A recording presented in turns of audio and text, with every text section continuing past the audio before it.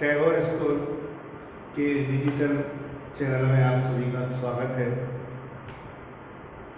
उसके लिए सबसे पहले मैं आपको आज टीचर डे की शुभकामनाएं देना चाहता हूँ। आपके लिए दिन मंगलमय हो और सभी जो मेरे साथी शिक्षकगण हैं उन सभी को भी मेरी तरफ से हैप्पी टीचर्स डे। आगे चलते हैं। जैसा कि हमने कल पढ़ा था, भारतीय संविधान के भारतीय संविधान में जो परिवर्तन करने, कठोर एवं लचीलापन महसूस करने के लिए कुछ विधियां दी गई थी, उन विधियों को हमने समझा। उसके लिए अब हम आगे बढ़ते हैं अपना टॉपिक, भारतीय संविधान की प्रस्तावना। भारतीय संविधान की प्रस्तावना मुख्य तौर पर अपन जानते हैं, जैसे कि आप हिंदी में जानते हो कि एक प्रस्तावना वह सार होता है जो एक आगे आने वाली पूरी कहानी को अपने सामने लाके रख देता है।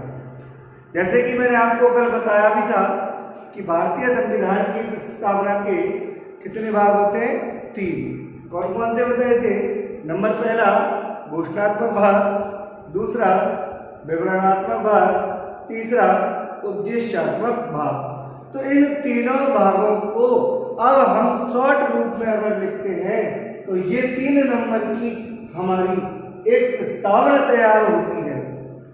बड़े रूप में भी हम उसको पढ़ेंगे, लेकिन पहले हम छोटे रूप में पढ़ते थे। क्यों? अब हम एक बात और कहते हैं, ये जो भारतीय संविधान की प्रस्तावना है, ये मुख्य तौर पर संविधान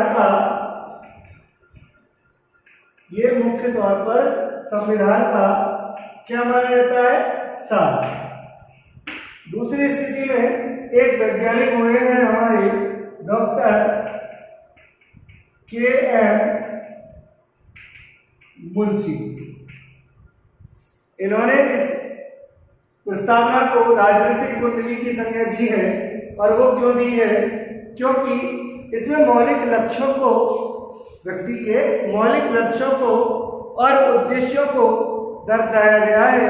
इस कारण उस डॉक्टर के.एम. मुंशी ने इसे राजनीतिक कुंडली की भी संज्ञा दी है। अब हम पढ़ते हैं भारतीय संविधान की प्रस्तावना।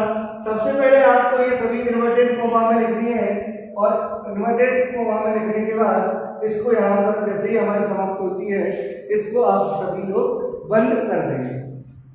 ठीक, आगे चलते हैं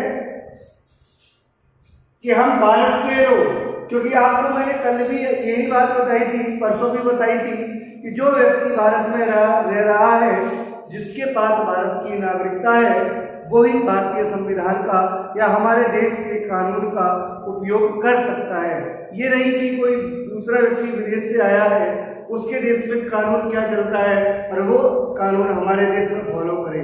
नहीं, उसको हमारे देश के कानून के अनुसार ही चलना पड़ेगा, चाहे उसके देश में कोई भी कानून चलता हो। इसलिए आप जिसके पास भारतीय देश की नागरिकता है, वह इस संविधान का रक्षक माना गया है, और संविधान उसके लिए रक्षक है और उसी की नियमावली पर उसको कार्य करना पड़ेगा। आगे चलते हैं। हम भारत के लोग भारत को संपूर्ण प्रभुत्व से संपन्न, कि अर्थात कि इसमें जो अंतिम शक्ति के तौर पर अगर हम देखें कि सबसे ज्यादा जो शक्ति के तौर पर देखें, वो शक्ति किसके हाथों में समाहित है?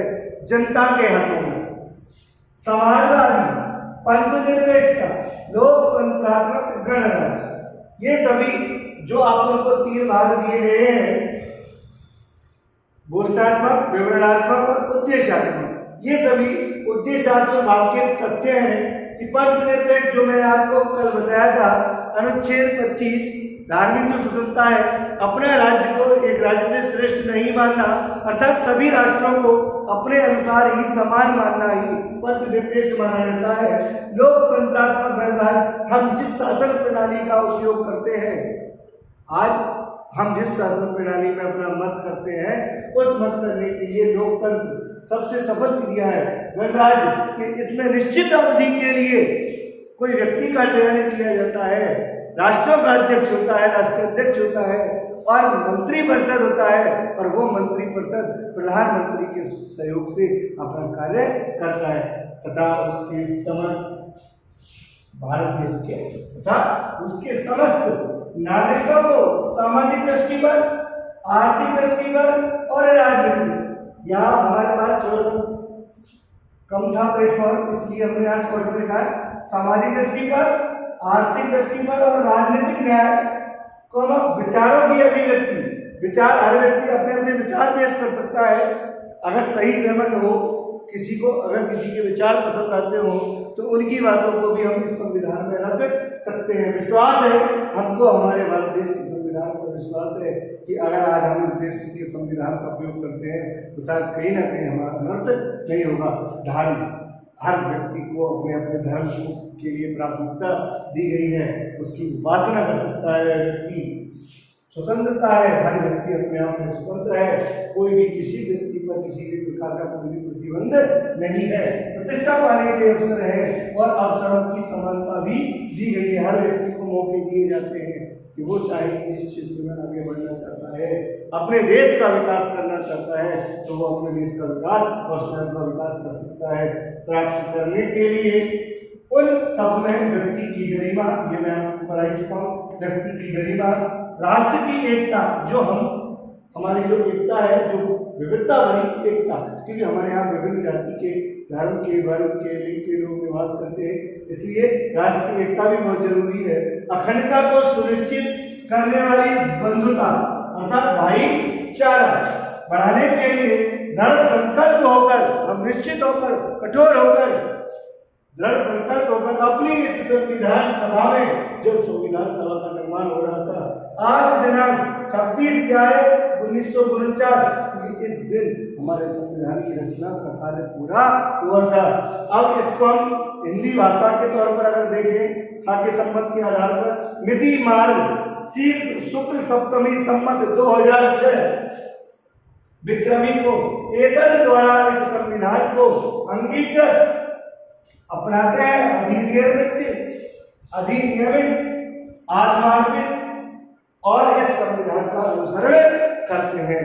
ये हमारे देश के संविधान की क्या हो गई प्रस्तावना। एक बार सुने सुनिए, हम भारत के लोग भारत को संपूर्ण प्रभुत्व से संपन्न, समाजवादी, पंथनिरपेक्ष, लोकतंत्रात्मक गणराज्य व तथा उसके समस्त नागरिकों को सामाजिक, आर्थिक और राजनीतिक न्याय, विचारों की अभिव्यक्ति, विश्वास, धर्म की उपासना, स्वतंत्रता, प्रतिष्ठा और अवसरों की समानता प्राप्त करने के लिए और उन सब में व्यक्ति की गरिमा और राष्ट्र की एकता और अखंडता को सुनिश्चित करने वाली बंधुता के लिए बढ़ाने के लिए दृढ़ संकल्प होकर अपनी इस संविधान सभा में 26/11/1949 को इस संविधान को अपनाते हैं, अंगीकृत करते हैं, अधिनियमित करते हैं, यह आत्मार्पित करते हैं। दूसरी ओर बात, ये भारतीय संविधान का सार है।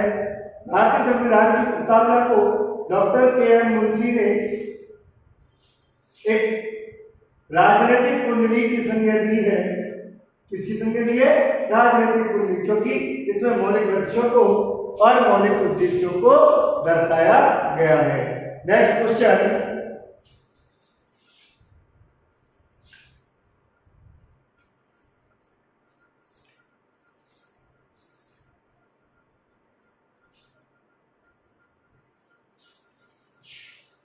आगे चलते हैं नेक्स्ट टॉपिक पर।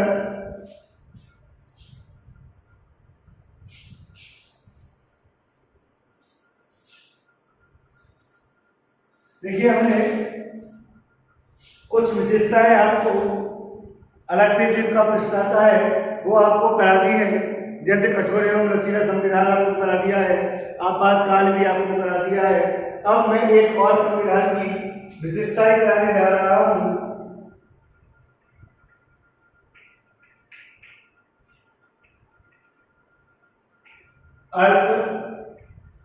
अल्पसंख्यक व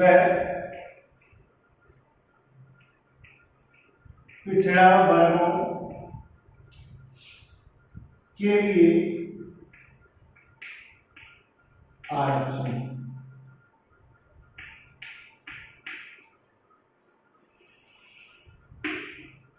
इसके लिए मैं आपको बात बता दूं, अनुच्छेद अनुच्छेद 330 व अनुच्छेद 332।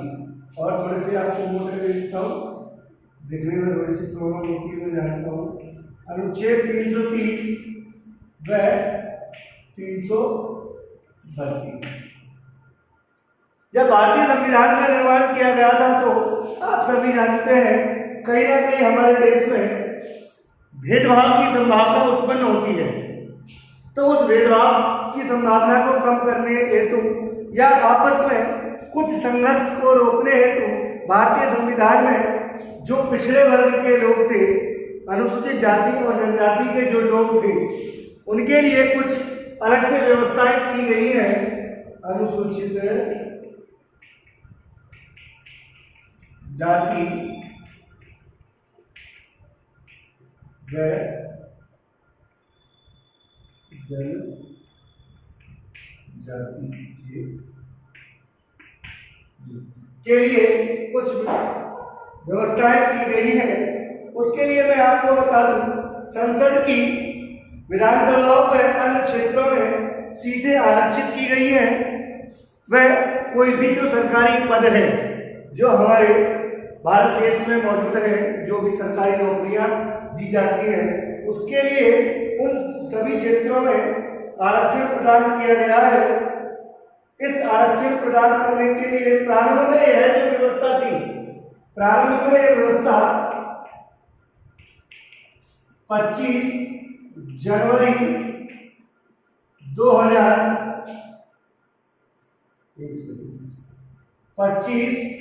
जनवरी 1960 तक की गई थी, परंतु धीरे धीरे ये व्यवस्था आप देखते हैं हर 10 वर्ष के लिए पुनः बढ़ा दी जाती है। क्यों? क्योंकि ये व्यक्ति अपने आप में आज भी पिछड़ेपन का महसूस करते हैं कि हम पिछड़े हुए हैं, वास्तव में हमें इन चीजों की आवश्यकता है। तो इसलिए सरकार द्वारा भी इनके सहयोग के लिए इन लोगों को 10 वर्षों के लिए आरक्षण और बढ़ा दिया जाता है। अब 1960 की अवधि तो खत्म हो ही चुकी है, 10 वर्षों के लिए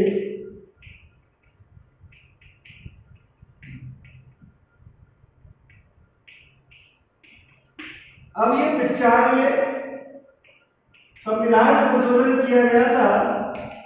उस संविधान संशोधन के माध्यम से इसकी निश्चित तिथि 25 जनवरी, हमारी किताबों के आधार पर है 25 जनवरी 2020 तक दोबारा सुनिश्चित की गई है। परंतु आप जानते हैं ये समय अवधि अब भी निकल चुकी है और इसको फिर पुनः आगे बढ़ा दिया गया है। और शायद निकट भविष्य में आप कह नहीं सकते हैं, क्योंकि अब नए नए परिवर्तन हो रहे हैं। मैं कोई प्रधानमंत्री तो हूं ही नहीं जो आपको कंफर्म करके कह दूं कि सर जी ये कब तक रहेगी। इसकी अवधि कोई निश्चित नहीं है कि ये कब तक बढ़ाया जाएगा, कब तक इसको खत्म कर दिया जाएगा या समाप्त कर दिया जाएगा, मैं कुछ नहीं। आगे चलते हैं, अल्पसंख्यक और पिछड़े वर्गों के लिए आरक्षण की व्यवस्था की गई है। उससे संबंधित अनुच्छेद है अनुच्छेद 330 और अनुच्छेद 332, जिसके लिए कुछ आरक्षण की व्यवस्था प्रदान की गई है। जैसे अपन मान लेते हैं सरकारी सेवा नौकरी, विधान सभा, लोकसभा चुनाव की सीट, वो इसके आधार पर ही निर्धारित की जाएगी कि जिससे भी ये जो लोग हैं जो वास्तव में पिछड़े हुए हैं अपना अनुसरण कर सकते, इसका उपयोग कर सके और उनको भी एक मौका दिया जाए कि वो भी एक आगे आकर अपना विकास कर सके। आगे चलते हैं,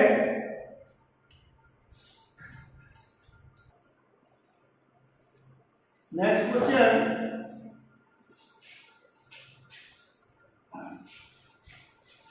अगला क्वेश्चन पढ़ते हैं हम।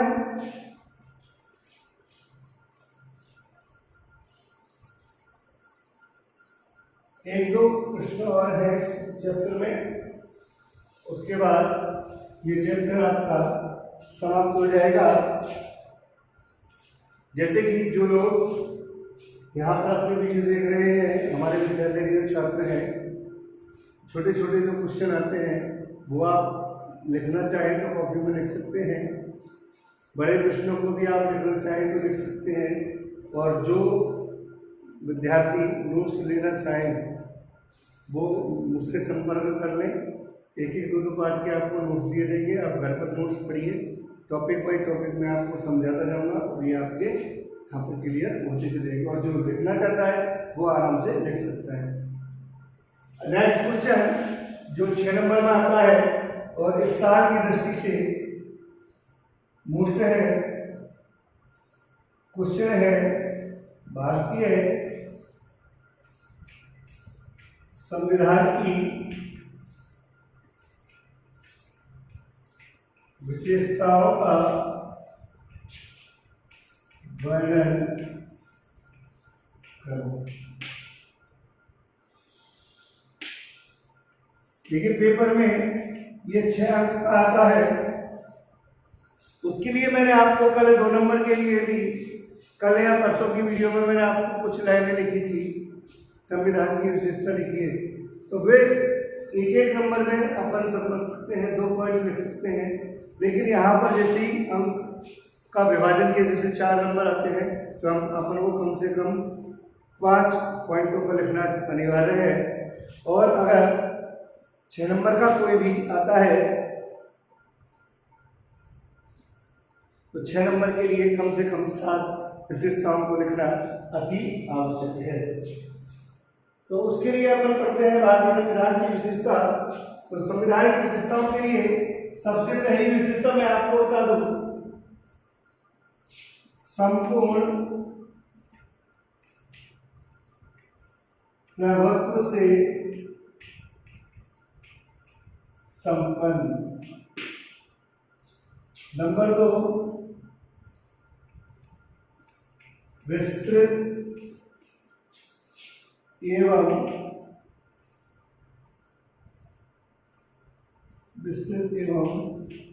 बड़ा संविधान। नंबर 3,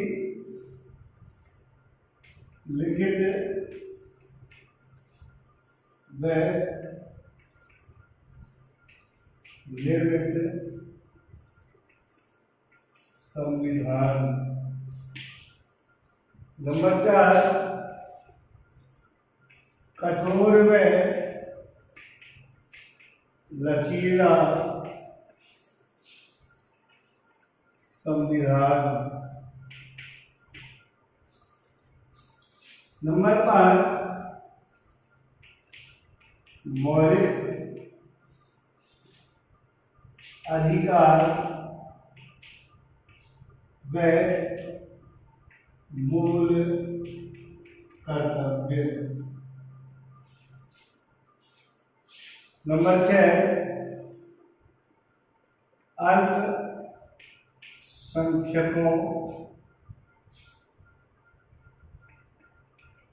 के आरक्षण संबंधी प्रावधान। नंबर 7, पंथ निरपेक्ष। नंबर 8, समाजवाद। नंबर 2, 9 वयस्क मताधिकार।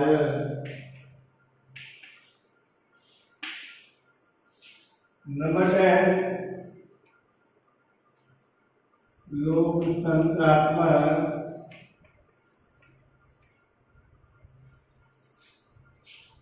गणराज्य। नंबर 11, आपातकाल से संबंधित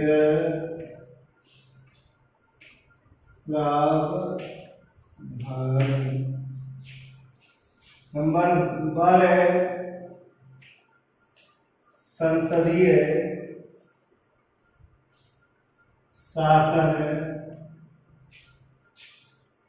प्रणाली। नंबर 13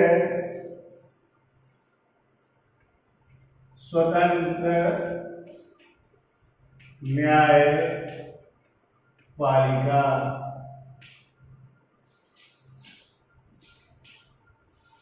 लास्ट में दो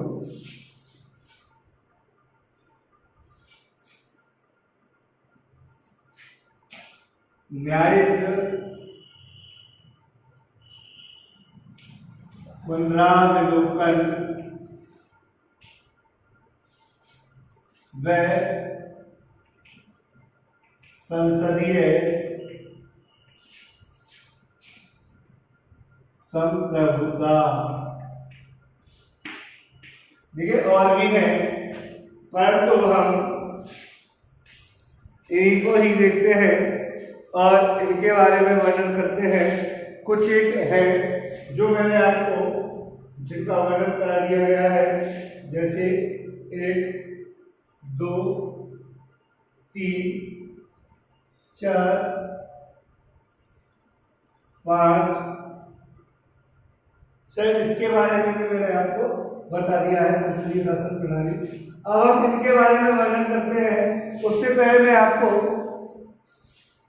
एक छोटा सा क्वेश्चन समझाने जा रहा हूं।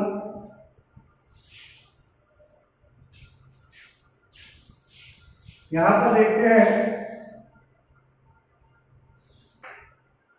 देखिए भारतीय संविधान में मूल कर्तव्य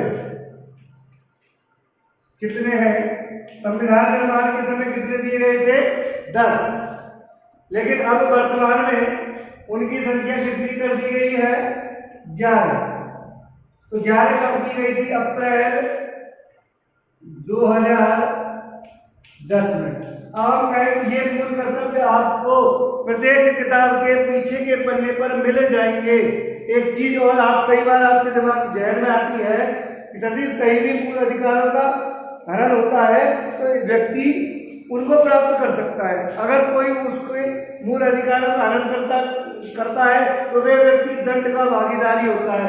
परंतु यहाँ मूल कर्तव्य है तो इनकी पालना हम करें या नहीं करें तो अभी कोई ऐसी व्यवस्था नहीं है। क्यों है? अगर व्यवस्था अगर अपन माने ये हमारे लिए नुकसानदायक है। हमके वन्य जीवों की सुरक्षा करना, अगर हम वनस्पति की सुरक्षा नहीं करेंगे, पेड़ पौधों को ही अगर हम काट देंगे तो क्या उसका नुकसान सरकार को होगा या हमको? आज देखिए कोरोना महामारी बीमारी चल रही है तो उसका कहीं ना कहीं श्रेय कोई इंसान ही तो होगा। चमगादड़ से उत्पन्न हुआ था, चीन से आया था और फैल गया पूरे विश्व में। क्यों? क्योंकि जब वहाँ चीन का भोजन मांसाहारी है तो मांसाहारी का उपयोग करते थे। अब आवागमन देशों में चलता ही है तो उसके माध्यम से वो एक स्थान से दूसरे पर, दूसरे से तीसरे पर पूरे विश्व में फैल गया, जिसका प्रभाव हम पर भी पड़ा है। गलती चीन वालों ने की है, भुगतना हम लोगों को पड़ रहा है। इसलिए तो घर बैठ के मोबाइल पर देख कर पढ़ना पड़ रहा है। तो इसलिए मूल कर्तव्य प्रारंभ में कितने दिए गए थे? 10। संविधान निर्माण के समय 1976 में, संविधान का निर्माण 76 में नहीं हुआ था, लेकिन मूल कर्तव्यों का निर्माण किया गया था सन 1976 में। आगे चले 11 मूल कर्तव्य में अप्रैल 2010 में जोड़ा गया था, जिसमें 6 से 14 वर्ष के बच्चों के लिए 6 से 14 वर्ष के बच्चों के लिए निःशुल्क व अनिवार्य शिक्षा का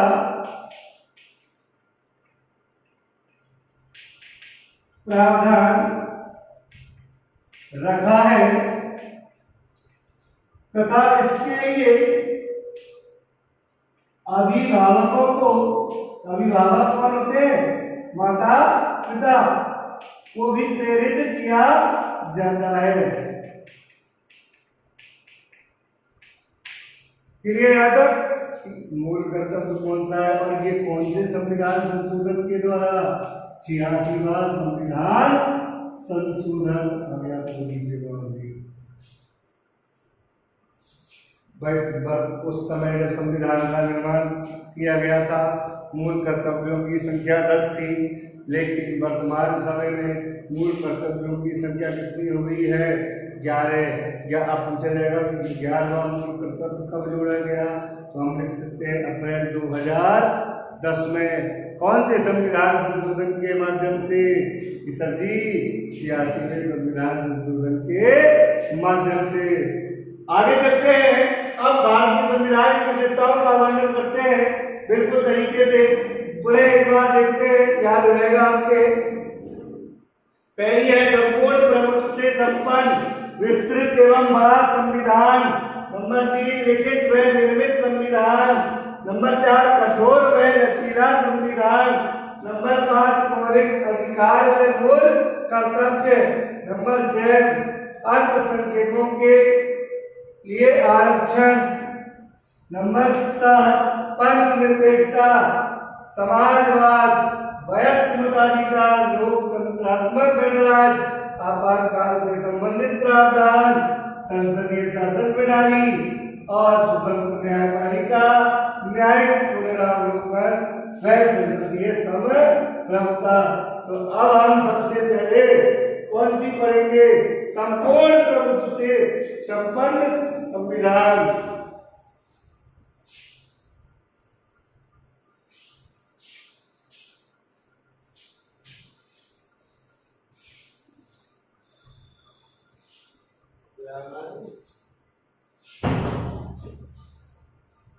देखिए पहली विशेषता संपूर्ण प्रभुत्व से संपन्न संविधान।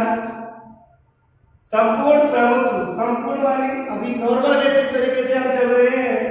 संपूर्ण वाली सभी कौन? नागरिक। प्रभुत्व वाली शासन,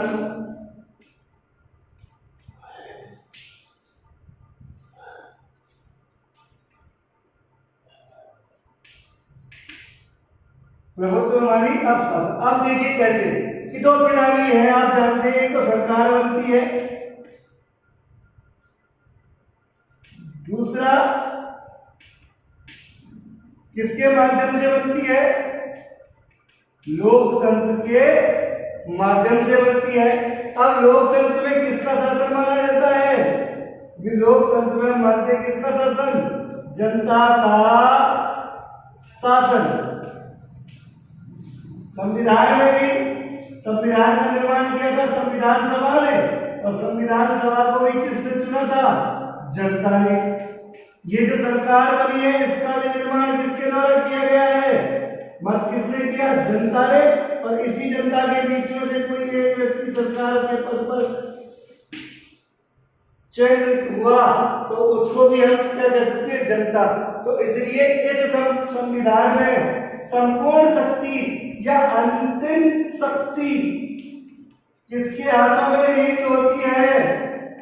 संपूर्ण शक्ति किसके हाथों में निहित होती है? जनता के हाथों में। जैसी सरकार बनती है तो वो संविधान पर रहकर संविधान की नियमावली पर कार्य करती है और हमारे देश का क्या करती है? विकास। इसलिए सभी जो नागरिक हैं भारत में, जो लोग मौजूद हैं, जो हमारे देश की नागरिकता प्राप्त करते हैं, वो इस संविधान का प्रयोग करते हैं और इसका अनुसरण करते हैं। इस संविधान में के द्वारा अंतिम शक्ति किसके लिए प्रदान की गई है? जनता के द्वारा। इसलिए इसमें लास्ट में लिखते हैं हम, इस संविधान को अंगीकृत, अधिनियमित और आत्मान्वित करते हैं। अगला दूसरी परिभाषा विशेषता संविधान की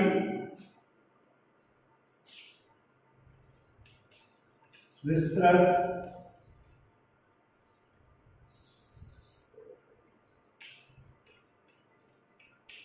व बड़ा संविधान। मैंने आपको बताया था वो दिन कि संविधान को बनने में कितना समय लगा था? सर जी 2 वर्ष। कितने महीने? 11।